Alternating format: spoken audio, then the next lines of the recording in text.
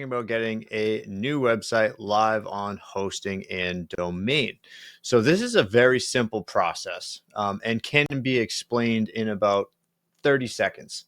However, there are some things to know about the hosting plans if you are new to Wix, if you don't have hosting plan already on Wix on a website, then you will need to know a couple of things about those hosting plans. So you want to get first to your website's dashboard. So not to be confused with the main dashboard of Wix, which shows you all of the websites that you have on your account. So you'll want to hover over that website that you want to get on hosting and domain. And it's going to say select site and edit site. You'll select site. So you'll be brought to this dashboard here. Now from here, you want to click on one of these upgrade buttons. So either upgrade at the top, upgrade now down at the bottom. You can go to this compare plans button, and then you will be brought to some hosting plans. Once you click that upgrade button, you're going to see some hosting plans shown in front of you. Now, I will note too that every couple of weeks, Wix does run sales on their hosting plans for the first year, I believe.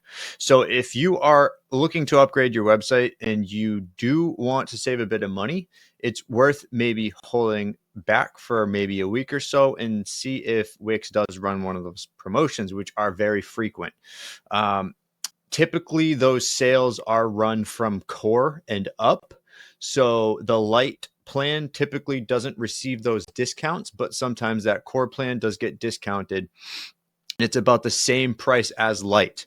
Now, when talking about what plan you actually need, most people or most websites that I build personally can utilize the light plan, which right now is $17 a month in 2025. And this is for Wix Editor. Studio hosting plans will be different than editor hosting plans, but it's set up in about the same manner where they have tiers of options for hosting. Now, the light plan is pretty straightforward if you have maybe, an informational website, not really heavy in video or images on the website, if you don't need a lot of storage, if you want to work with many collaborators, then the basics plan is usually good enough for most people. The step up from that core, engage your audience, that is going to give you the ability to accept payments on your website. It's going to give you that basic e-commerce functionality. It's going to give you more storage as well. So even if your website does not have a store on it, but maybe you are a videographer or you're a photographer or somebody that has a lot of storage needs to display videos or images on their website. Maybe you're not a videographer or photographer, but you just have a lot of content on your website. In that case, you probably would need more than 2 gigabytes of storage. And in that case, you would want to step up as well. For businesses, the business plan, Grow Your Brand, obviously is giving you all those all that functionality that you're getting in the previous plans, but it's bumped up. And that's going to then be the same case with Business Elite. Now, you can go down and you can compare more plan features. There are a good amount of differences depending on what kind of website you have, what your needs are. There are a couple of really nice things within the Business and Business Elite plans that might be worth it to you in terms of e-commerce. One of those things is the automated sales tax, which a lot of people don't think about when they have a store or an e-commerce store, an online store where they're selling products. That is something that you do really need to pay attention to. You need to collect tax, obviously, on your store. You can manually set that up in your settings under your taxes, but having that automated is really nice. And there is other differences. If you're doing drop shipping, there's some things that there's some ties to that. There's some product review stuff. So you will want to compare those plans and just make sure that you're picking the right plan that's going to suit your needs. I find that most people either fall into one of these two categories, and then some people get bumped up to business. I have not seen too many business elites, but if you don't want to worry about items, in collection, in your CMS collections, in your storage. If you don't want to worry about that stuff, then you can bump it up and be safe. But I find that most people fall into either core or light plans.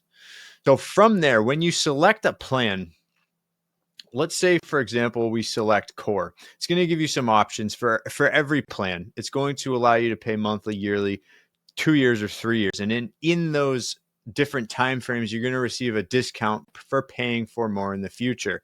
I find it very beneficial to pay for, if you can, 3 years or 2 years, so that you get that discount. Because if you're paying yearly by the year, so you're paying for 12 months upfront, you're only saving $84. But if you pay for 2 or 3 years upfront, you're saving almost $300 or almost $600 by doing so.